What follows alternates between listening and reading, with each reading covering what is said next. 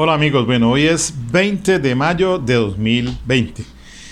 Leyendo Homo Sapiens de Yuval Noah Harari, en su página 119 dice lo siguiente: la respuesta monoteísta tradicional es que solo los sapiens poseen un alma eterna. Mientras que el cuerpo se deteriora y se pudre, el alma viaja hacia la salvación o la condenación y experimentará un gozo eterno en el paraíso o una eternidad de desgracia en el infierno. Según los últimos descubrimientos científicos, contradicen de plano este mito monoteísta. Por el momento no han descubierto ninguna chispa mágica.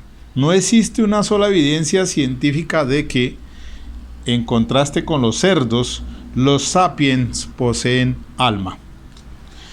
Bien, volviendo otra vez y ya pues complementando este tema tan interesante sobre las formas de ejecución a reos y condenados a través de la historia universal, pues quizás les decía de Miguel Servet, pues ese libre pensador, teólogo, médico del siglo XVI, el que fuera pues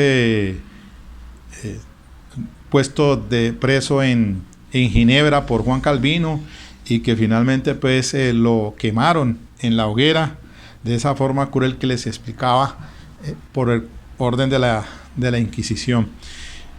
Entonces diríamos nosotros que pues obviamente que era una herejía lo que había dicho él y su pensamiento en ese momento, apartarse del tema de la Santísima Trinidad y otros aspectos allí, pues eso lo llevaron a considerarlo un hereje y terminó en la hoguera. Quizás eso ocurre en el siglo XVI y decirlo pues era considerado una herejía. Hoy en día pues decir esto no es una herejía.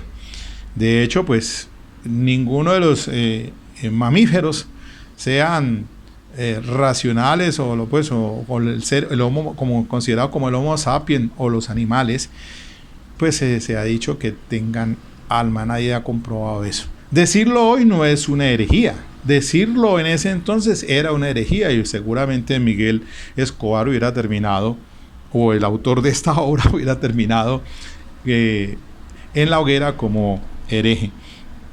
Pues bien, mis queridos amigos, siguiendo con este tema tan interesante, pues miren ustedes, ahora sigo con este tema de el desmembramiento o el descuartizamiento, que es una de las formas más crueles que en la historia se ha conocido sobre la ejecución. Bueno, aquí hay que recordar, incluso, pues muy en películas hemos visto a William Wallace, que fuera pues un soldado escocés quien luchó contra el rey Eduardo I en los años por allá en el siglo XIV. Terminó también en esas condiciones desmembrado y descuartizado, y ahora vemos eso, la forma tan atroz como hicieron de él pues en la ejecución. Fue usado puntualmente este sistema de ejecución por muchos pueblos de la antigüedad. Allí tengo yo puntualmente de la Mesopotamia, los egipcios, los hunos y los mongoles. Recordemos muy bien que en relación pues con los hunos estaba Atila, y pues eso era muy famoso, fue uno de los grandes conquistadores de esa época de la región de la antigua Mesopotamia. A ver, digamos aquí al respecto lo siguiente. Podemos decir que por parte de Inglaterra se impuso desde el siglo XIV en 1351 y era para los que eran considerados traidores. Y así entonces hubo una forma que se impuso en ese entonces, que por la ejecución británica, y era colgado, arrastrado y descuartizado. Prácticamente eso fue lo que le sucedió a William Wallace cuando pues fue puesto preso por la corona británica, y entonces terminó de esa manera tan cruel, que se empleaba esta forma de ejecutar, que era cuatro caballos alando desmembraban el cuerpo. Pero esta forma de ejecución, peor todavía, porque eran colgados, arrastrados y descuartizados. Eso fue impuesto por los británicos en la época que les digo, del siglo XIV. Lo usaron, decía pues Atila y los hunos, para liquidar a los prisioneros de guerra. Es conocido también aquí en América la ejecución de Tupac Amaru II, ya en nuestra era, en el año 1700. Él vivió pues de 1742 a 1781, descendiente del Zapa Inca Tupac Amaru I. Fue un líder quechua que encabezó la primera y mayor rebelión de corte independentista y abolicionista en la América colonial del siglo XVIII. En la plaza de armas de Cusco fue obligado, como señala la sentencia, a presenciar no solamente la ejecución de su familia, sino que también se le intentó descuartizar alando por caballos, pero no se logró, al tal punto que lo que se hizo con él fue decapitarlo y luego descuartizarlo. Su cabeza fue colocada en una lanza exhibida en Cusco y Tinta, sus brazos en Tungazuca y Carabaya, y sus piernas en Levitaca y Santa Rosa. Eso se cuenta también de William Wallace, porque fue puesto entonces en Inglaterra para que se dieran cuenta pues de el impacto que generaba eso, de su ejecución por parte del rey Eduardo I.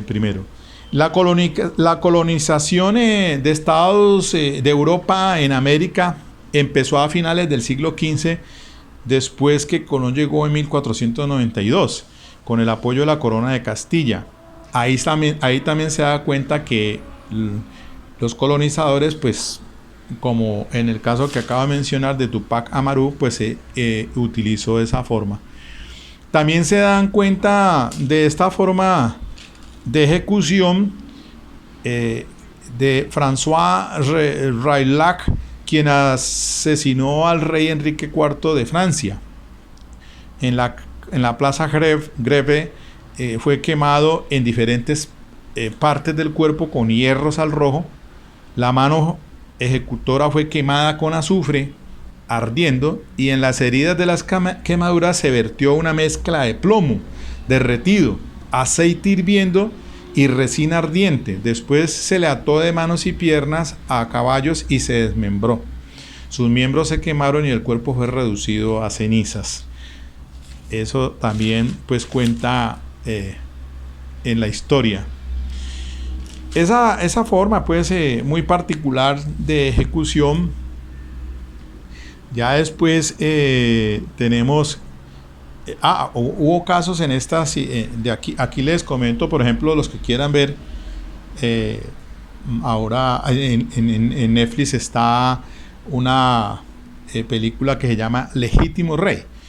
Ese es el de la historia de Roberto I, quien fue rey de Escocia, y justamente por esa época fue que estaba William Wallace, soldado escocés, que había pues vencido en algunas ocasiones a Inglaterra, y pues muere o lo ejecutan de esa manera, y sigue y sucede lo de cuando asciende al trono Roberto I de Escocia. Pero lo que quiero decirles aquí que hay una forma también muy particular que se ve en esta película, también se puede observar, porque a un hermano de Roberto I, pues se observa cuando el rey Eduardo, a través de su hijo, se practica lo que se conoce como el desentrañamiento o evisceración. No es otra cosa sino que abrir el vientre y dejar que los intestinos salgan. También practicaban lo del emasculado, que no es otra cosa que la ablación o cercenar los genitales. Eso iba acompañado de esa forma, entonces, particularmente y lo que le pasó a William Wallace. Después viene esta otra forma de ejecución, que es la decapitación. Si bien es cierto, usted dirá, bueno, pero esta es algo así como el mismo tema de la guillotina. No, pero es que la guillotina se introduce a raíz de esa Revolución Francesa entre 1799 y en 1789 y 1799. Les decía que efectivamente por el cirujano Guillotin la propuso en 1789 y se aprobó esa forma de ejecutar a las personas a través de la guillotina. Pero antes de esa, pues ya se hacía, mediante la decapitación. Y la decapitación no es otra cosa que la separación por cercenamiento de la cabeza y el cuerpo de un objeto u organismo viviente, sirviéndose de un instrumento como puede ser un hacha, una espada, una motosierra, un cuchillo o mediante una guillotina. Esta forma de ejecución fue utilizada mucho en la antigüedad. Al principio era la forma preferente a reos de carácter noble, ¿no?, dado que se trataba de un sistema que provoca menor sufrimiento en el condenado. Por eso, cuando les indicaba de la guillotina, pues es muy conocido popularmente el asunto del rey Luis XVI, ejecutado mediante este procedimiento de guillotina en enero de 1793, y 6-7 meses después María Antonieta, su consorte. También fue utilizada la decapitación en Roma. Esa decapitación, mire que hay algún dato interesante, y eso de pronto pues lo vamos a ampliar un poco más cuando miremos lo de la crucifixión. Porque es que la decapitación se aplicaba para los ciudadanos romanos, porque era una forma más rápida, sin sufrimiento, mientras que la crucifixión, como lo vamos a ver, pues era solamente para los esclavos y para los criminales. De allí entonces que históricamente pues vemos siempre cuando Jesucristo es llevado con otros dos ladrones, ¿no? Entonces, ahora miramos puntualmente el tema de la crucifixión. Pero también se utilizó en el Japón feudal. En el Japón feudal, incluso en el moderno, la decapitación es muy usual en algo que ustedes conocen como el harakiri. Pero eso es se conoce como el seppuku, que es un suicidio. Pero a la vez, entonces, el seppuku, hay un mediador allí que está pendiente, que se conoce como el kaichakunin, que es una persona encargada de una vez que se produce el harakiri por parte de la persona, su deber es la decapitación del suicida durante su agonía. Y para ello se recurría a grandes maestros del arte de la espada. Eso pues para significar allí entonces como más relevante en el tema de la decapitación. El sesionar la cabeza del cuerpo humano produce una muerte pues rápida. Origina una gran salida de sangre del cuerpo decapitado y de la cabeza, causando la disminución masiva de la presión sanguínea. Es rápida pérdida de la conciencia y consecuentemente por muerte cerebral. Eso aplica entonces para estos dos sistemas, tanto la guillotina pues como la decapitación. Hay una falta de circulación del oxígeno del cerebro, por lo tanto pues se produce la muerte cerebral y contra eso pues no hay nada que hacer. Ahora tenemos entonces la otra forma de ejecución, que es el empalamiento. Aquí sí me parece habría que mirar algunos temas interesantes sobre ella, porque hubo un caso acá en Bogotá. Recordemos tristemente la forma en que perdiera la vida Rosa Elvira, y de allí entonces la ley sobre feminicidio. El empalamiento es un método de ejecución donde la víctima es atravesada por una estaca, sea por el costado, sea por el recto, por la vagina, o por la boca, o por cualquier otra parte del cuerpo. De esta les puedo decir que hay un dato histórico, que es el código de Hammurabi. Data de alrededor del año 1780 a.C., encontrado en la Mesopotamia, la antigua Mesopotamia, y allí dice en esos documentos que se prescribe el empalamiento como castigo para ciertos crímenes.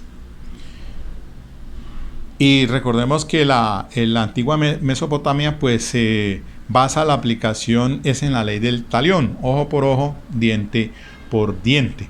Se conoce históricamente que el empalamiento pues puede ser del imperio neoasirio, es decir, ubiquémonos en el año 932 a 612 a.C.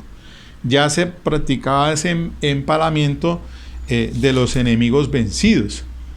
Después el imperio persa, y allí en relación con el imperio persa pues recordemos muy bien que surge en los siglos VI y V antes de Cristo, y hablo de Darío I, Darío II y Darío III, que este último fue el que fue derrotado por Alejandro Magno, cuando Alejandro Alejandro el Grande en sus conquistas recuperó se hizo rey de todo el imperio persa, que es una vasta zona del Asia, que después del Asia, que es la más grande, pues también conocemos en extensión en la América, tanto América del Norte como del Sur. Entonces primero esa región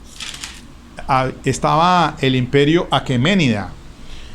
Es el nombre dado al primer y más grande extenso de los persas, la cual se extendió por todos los territorios actuales como son Irak, Irán, Afganistán, Turquía, Rusia, Israel, Palestina, Egipto, Uzbekistán, Turkmenistán.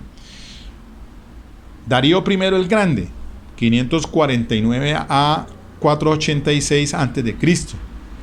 Esa era una dinastía aqueménida, y pues ese imperio pues utilizaba esta forma de ejecución a sus enemigos, como era pues el empalamiento. También históricamente se sabe que en el Imperio Romano la decapitación, el empalamiento también en este caso, que fue el tercer periodo de la civilización romana en la antigua clásica posterior a la República Romana, y que tenía un gobierno autocrático. Bueno, Rumanía también data ya del siglo XV de nuestra era.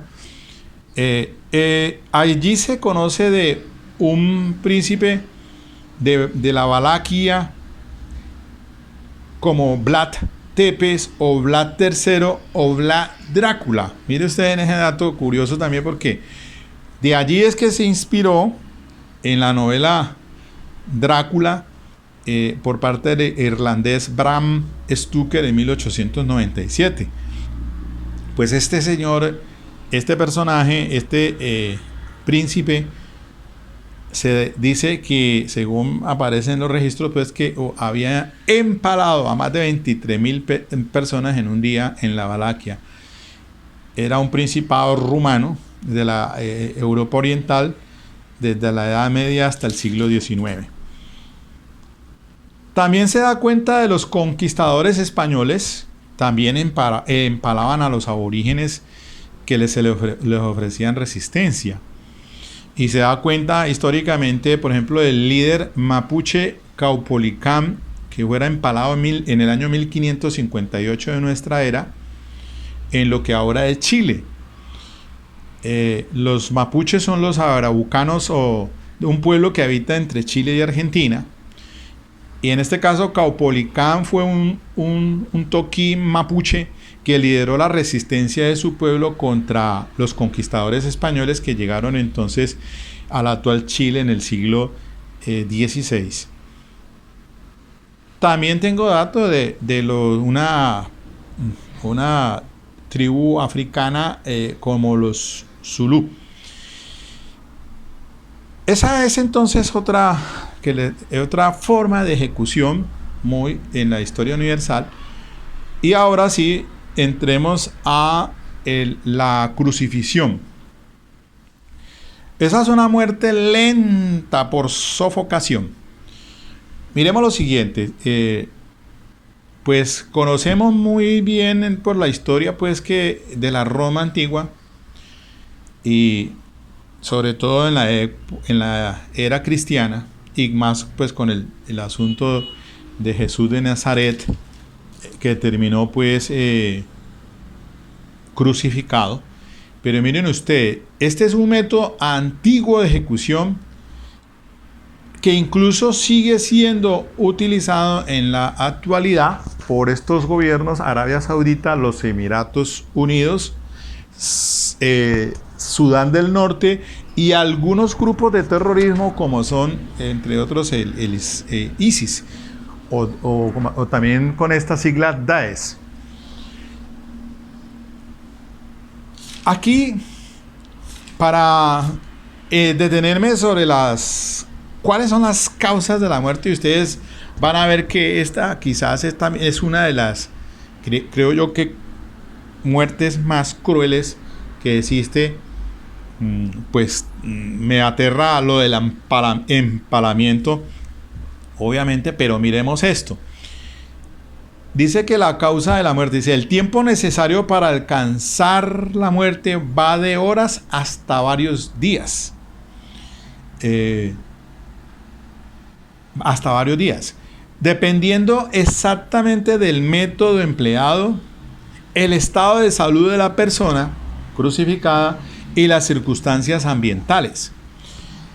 Hoy se cree que la muerte en una cruz podría suceder por múltiples razones. Primero, por un shock hipovolémico, que es debido a la hemorragia causada por los azotes y los clavos, porque resulta que los romanos, pues primero iban azotando a la persona, por lo menos en el caso de Jesús de Nazaret, llevado pues hasta el sitio donde con los dos ladrones se les causa pues la crucifixión. Va en ese suplicio siendo azotado, y al mismo tiempo entonces los obligaban a llevar en su costado el travesaño que después iba a ser utilizado en la cruz. Entonces, debido a ese hecho hipovolémico, obedece en toda la hemorragia causada por los azotes y los clavos, o sepsis generalizadas por unas heridas infectadas. También puede suceder por la combinación de una serie de otras causas como la deshidratación, la insolación, el cansancio crónico, que eventualmente puede llevar a un paro cardíaco. Hoy hay estudios más recientes que hablan de un shock ortostático, que no es otra cosa más que la acumulación de sangre en las venas, en las partes inferior de las piernas, generalmente en las piernas debido a la gravedad.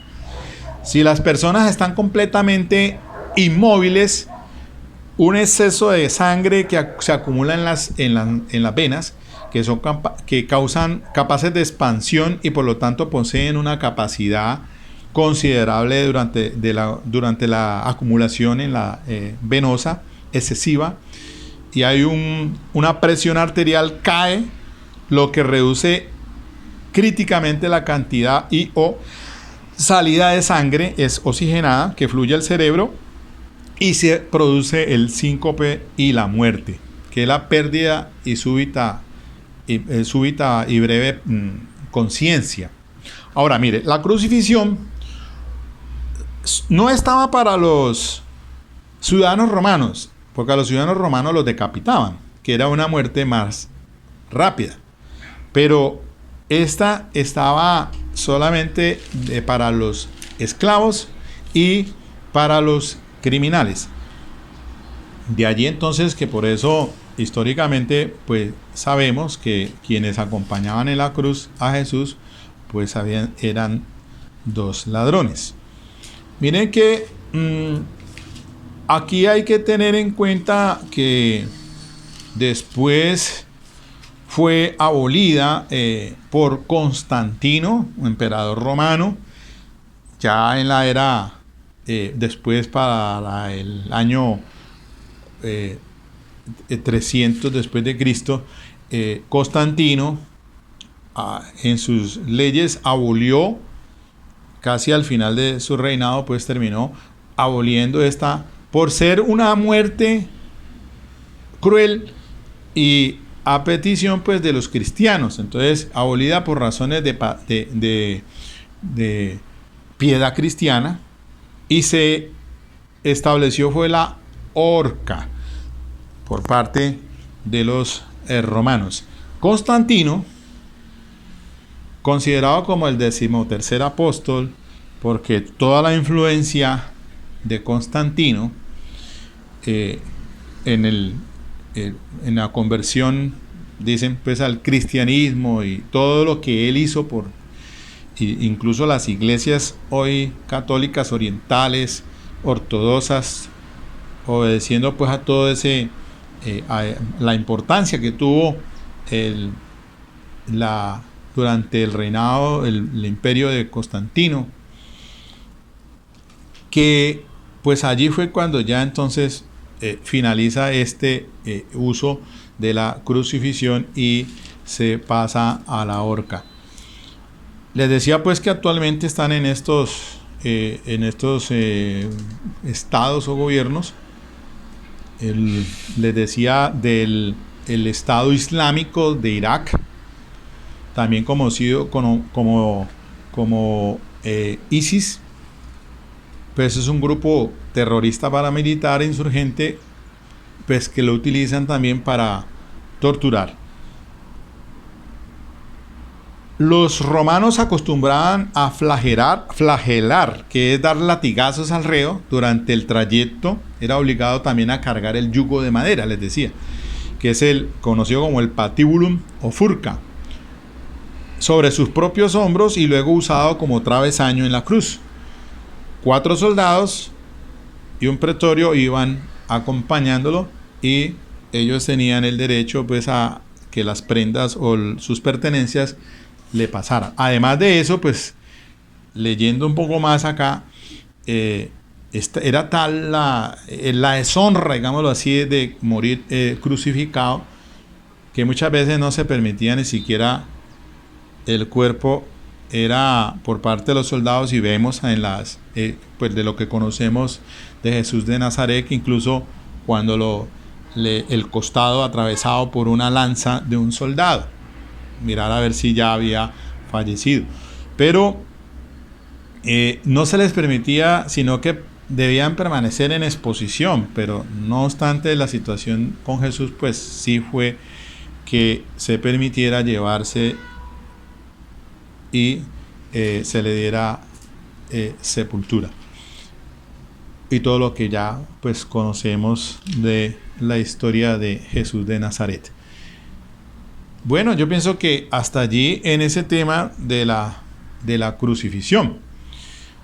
La horca, aunque ya no lo tengo acá, pero bueno, sigamos porque estoy con tiempo y sería bueno adelantar este tema. Es la suspensión de una persona por una ligadura para producir la muerte o conmoción por caída desde el cuello.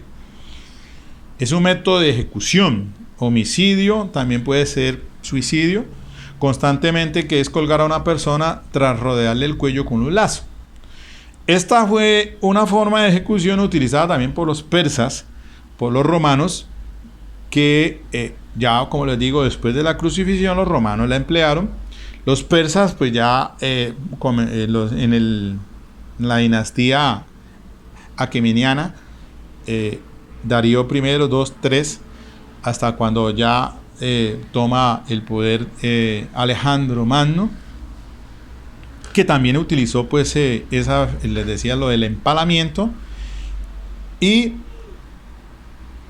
lo usaban. El castigo de la horca era un modo diferente porque desnudaban el reo y atadas las manos atrás le metían el cuello dentro de un palo ahorquillado y suspendido de ese modo lo azotaban con varas hasta que moría.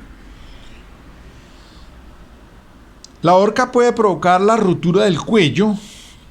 La horca con plataforma, vemos incluso en la horca, pues fue una en Estados Unidos muy conocido, pues la hemos visto en el lejano oriente. A la hora en que se aplicaba la horca, la plataforma que pone inconsciente a la persona a la que deja sin respiración, queda sostenida y caída al vacío, produciendo una muerte rápida. Pero el mecanismo principal causante de la muerte de la persona es la isquemia, que es el estrés celular causado por cualquier disminución transitoria o permanente del flujo sanguíneo en el capilar y consecuente disminución del aporte de oxígeno, hipoxia. La eliminación de productos del metabolismo del tejido. Se produce entonces al nivel de la corteza cerebral. La cuerda está situada alrededor del cuello y ejerce una presión que colapsa, ejerce presión sobre los vasos del cuello, la vena yugular, como las arterias carótidas, y ahí entonces se da casos de ahorcados traqueotomizados. Aún es legal esta en los países como Irak, Irán, Japón, Malasia o Singapur. Se dice aquí que hay en Estados Unidos hay estados que lo contemplan, pues yo no sé, pero creo que ya hoy en día es generalmente en Estados Unidos es la inyección letal, que no es otra cosa sino que la combinación de unos químicos que se les suministran vía intravenosa y producen entonces la muerte como pena capital. La flagelación, esa otra forma, la tengo aquí en las formas, es el número 8, que es el acto de golpear metódicamente el cuerpo humano con implementos especiales como el flagelos, látigos, correas, varas, cuerdas.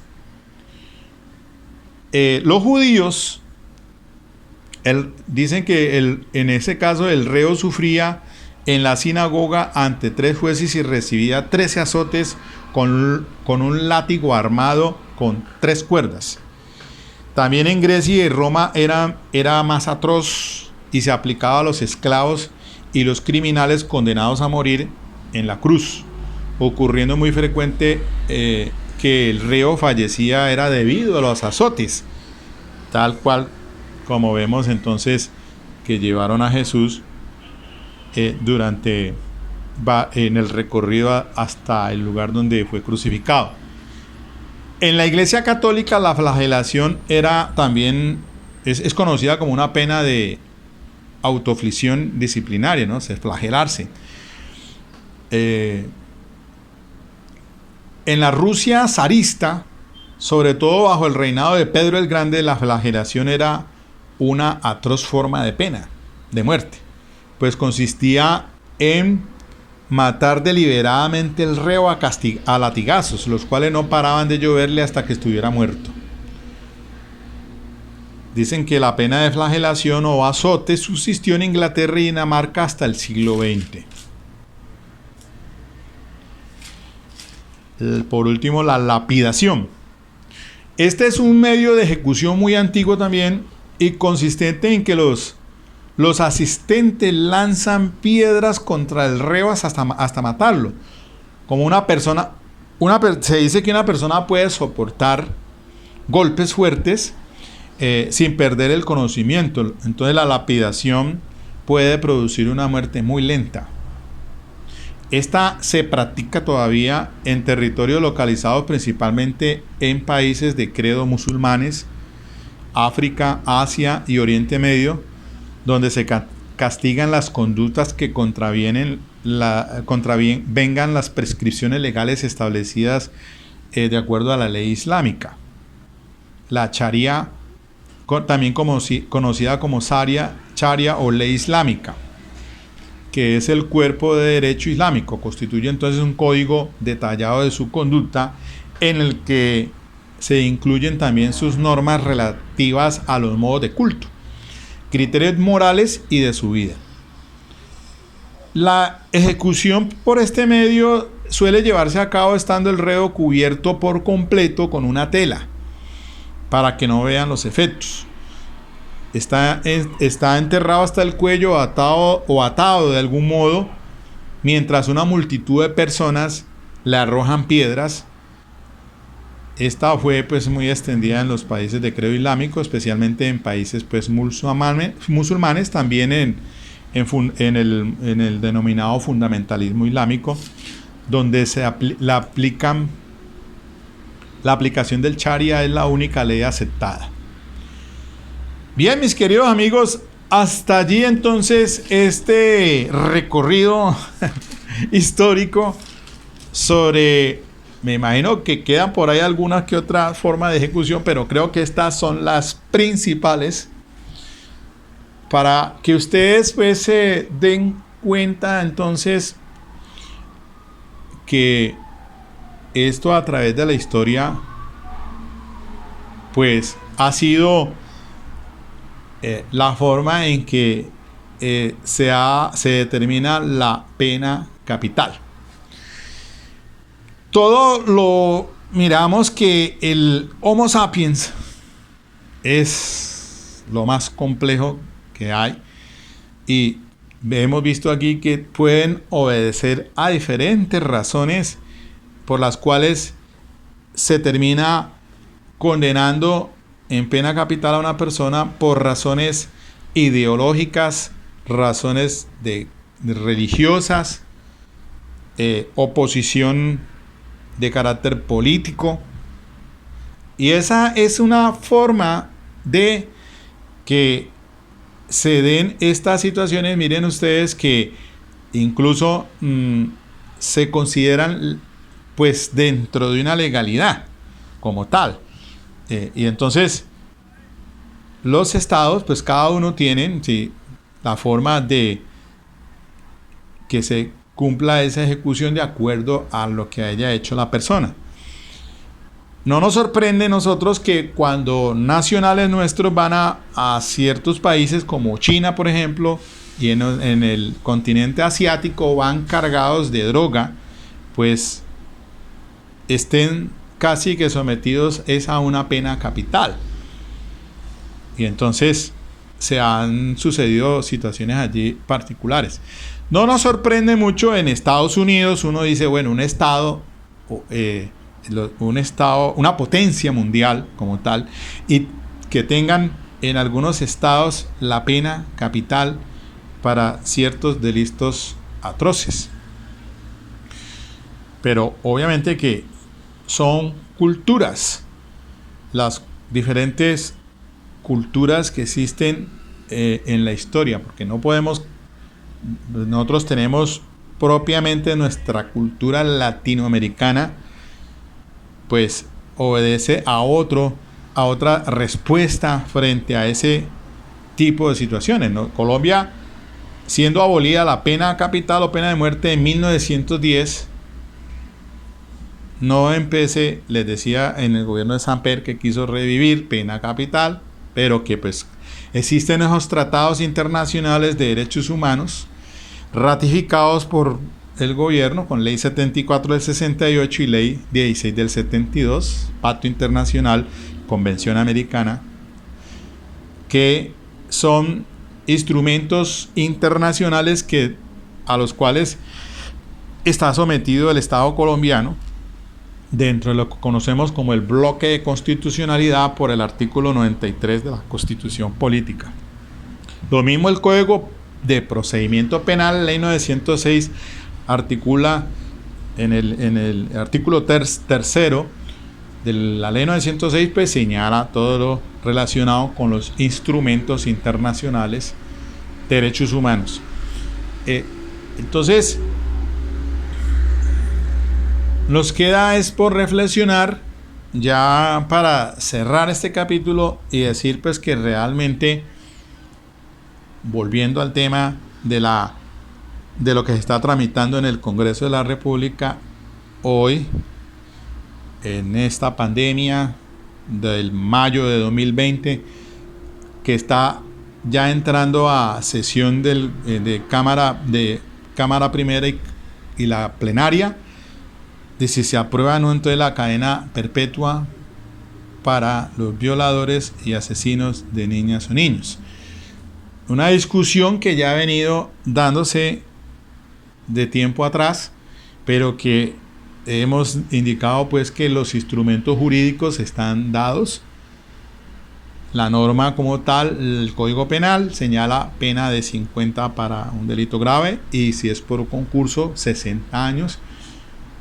Que no existe para esta clase de delitos nada de beneficio según el artículo 199 de la ley 1098/2006, el Código de Infancia y Adolescencia, y que lo que resta es que de indicar de que la pena se cumpla a cabalidad sin que exista pues por lo menos ningún beneficio como los que están establecidos por cuestión de trabajo, de estudio, etcétera, etcétera. Que sea una pena que cumpla como tal, pues estamos diciendo que según las circunstancias pues es una cadena perpetua en sí.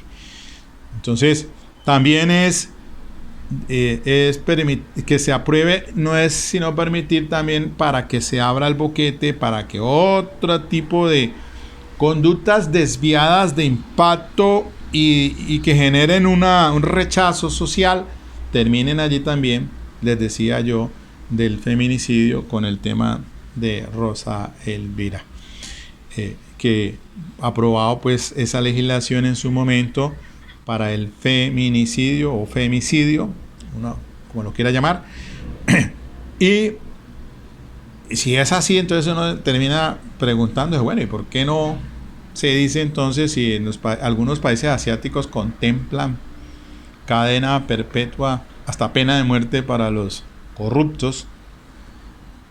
Pero pues, volvemos al punto que existen los instrumentos para juzgar a nuestros nacionales por esos conflictos que se susciten, y que lo que debemos mirar entonces es que las cárceles no sean siempre una respuesta punitiva al problema, sino que se miren también penas alternativas a ella.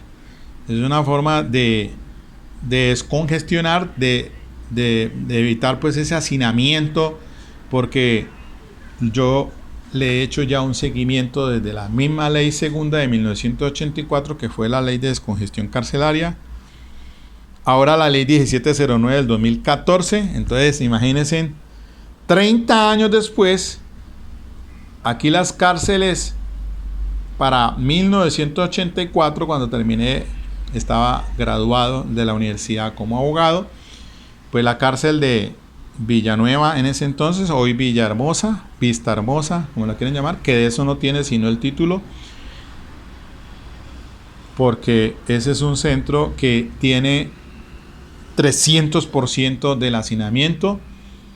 Hay pico, como ahora como están de moda los pico y cédula, pico y placa, allá hay pico y hora para poder dormir. Está el hacinamiento que supera el 300%, y eso es lo que pasa a nivel nacional, no solamente en Villanueva. Ahora también está Caján o Herón, la cárcel penitenciaria que existe en Jamundí, en la zona, la jurisdicción de Jamundí. Y aquí, como todo, mañana se abre otra cárcel y esa misma se llena. La situación entonces es que la respuesta es, hay que plantearla frente a otras, resolverla por otro lado, que ese fue el discurso que está manejando el fiscal general de la Nación, el doctor Barbosa, ahora que en su intervención en la anterior, en el Senado, pues antes de que se sucediera lo de ahora, pues él manifestó que ciertamente los instrumentos jurídicos están dados, que lo que se necesita es más el apoyo a la institución ente acusador por aquellas falencias que si ustedes vieron el programa de séptimo día del domingo, que me tocó sacarlo al aire porque me parece pues que no, porque tiene derechos de autor, me tocó bajarlo.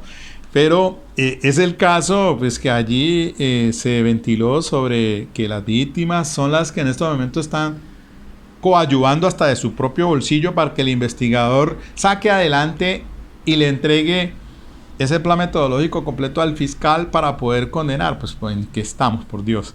Si es así, entonces vamos a darle todas las herramientas. Entonces, miren ustedes la falencia del sistema penal acusatorio, y por eso la ley 1826, que es la ley el especial del procedimiento abreviado, y la figura del acusador privado para ciertos delitos menores. Entonces, quitarle esa carga al ente acusador y dársela al civil, al particular, para que entonces, eso sí, eso uno dice, bueno, pero ¿en qué estamos?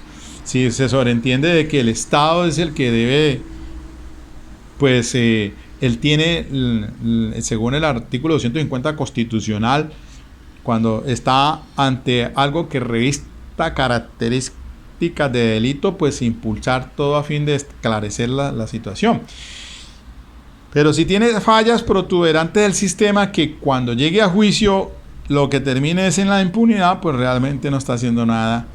Y a eso es que hay que pues fijar la atención.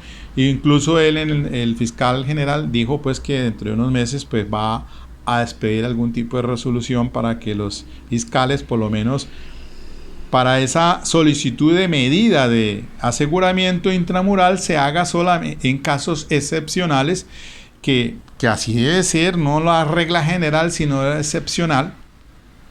Porque miren ahora entonces esta problemática que tenemos por pandemia, la vulnerabilidad ante el COVID-19, sobre todo en la cárcel de Villavicencio, que arrancó, que esa población está diezmada por el tema, y otras cárceles también del territorio colombiano que están pues bajo esas circunstancias gravísimas, y entonces están allí puesta toda la atención los jueces de ejecución de penas y de garantías, tratando pues de que salga una población de acuerdo a esos decretos extraordinarios expedidos por el gobierno a través del Ministerio de Justicia para descongestionar un poco estas cárceles colombianas.